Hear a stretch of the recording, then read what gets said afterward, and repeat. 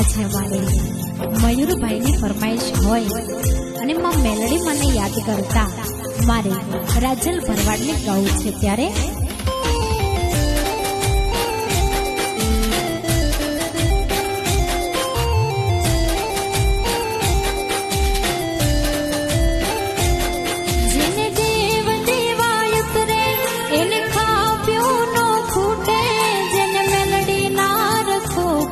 એને કોણ બીજું રોકે